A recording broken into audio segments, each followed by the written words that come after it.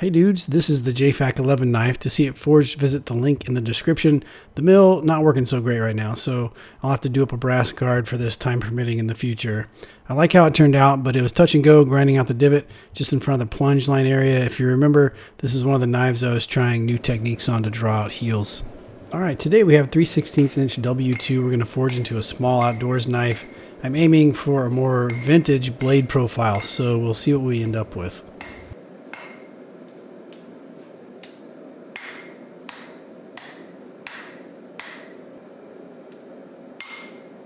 You know, sometimes I wonder about the action on my anvil. It's a baby rhino, 140 pounds. It's only 52 HRC. And it's on horse stall mat to keep it from ringing so I don't upset the neighbors. I think the overall, effect of those things is that I just don't get a lot of action. It just doesn't respond all that well. I feel like there's maybe some wasted energy or something. I don't know. What do you guys suggest? I mean, I'm not really swinging that hard, but when I forge on other people's anvils, I feel like I notice a pretty significant difference.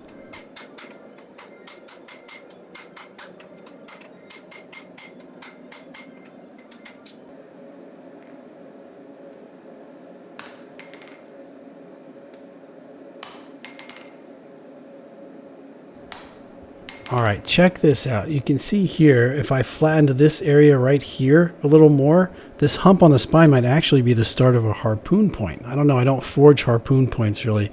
I might have to follow up with that a little more next knife. That might be a fun experiment.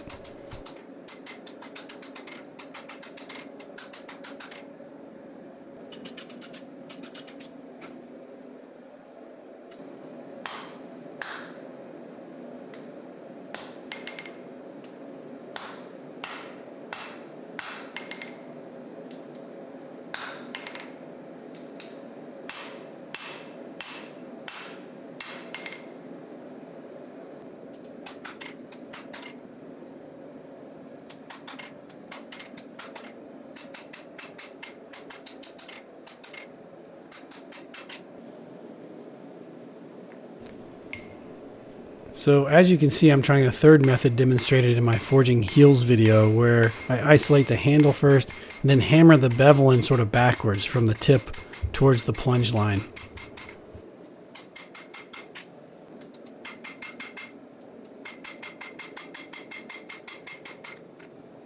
So as I'm forging the bevels, I've stopped just short of beveling the heel itself right here. That's because I'm actually going to cross peen along the plunge line to draw more material down into the heel area. But also, you'll see here in a minute, I'm not forging the tip of the heel for another reason.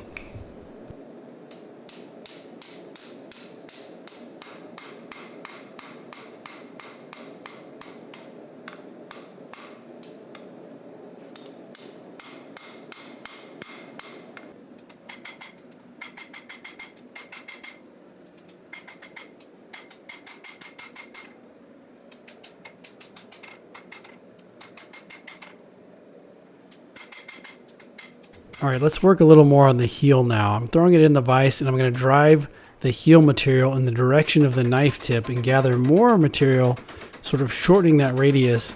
I'll peen that extra material down into that heel some more and we'll see what happens. I think it'll square up really nice.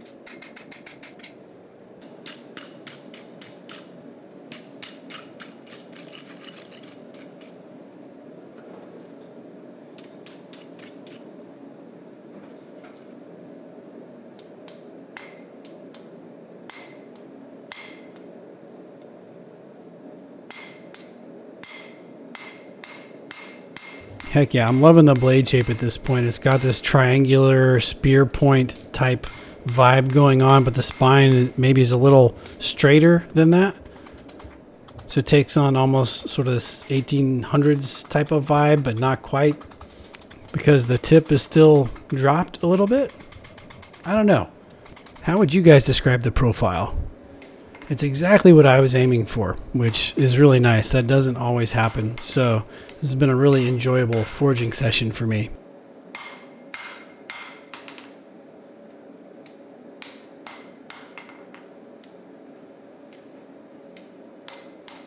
I don't really muscle anything here, right? There's just lots of wimpy looking taps, but that's how I keep my accuracy. I'm a bit of a small guy. I don't get to forge a lot, so I've never really developed accurate heavy blows. Handle length starts at 4 1/4, and by the time we sort of fan it out, it'll probably get out to 4 1/2.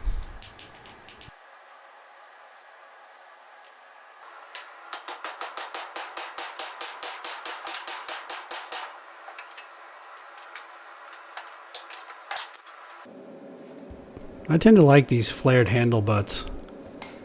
What do you guys put on your knives? What's your favorite handle style?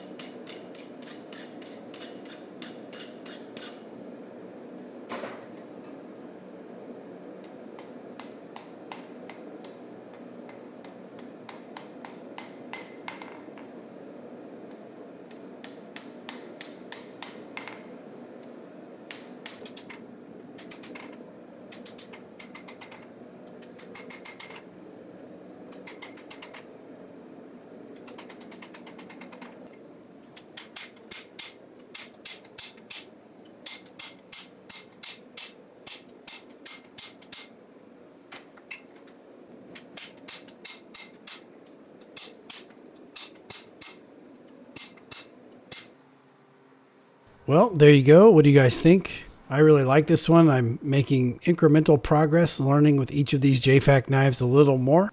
You know, things get silly in some of these videos, but I want to thank you for being here with me on this journey, and it's been an honor. So thanks a lot, guys, and I'll see you next time. Have a good one.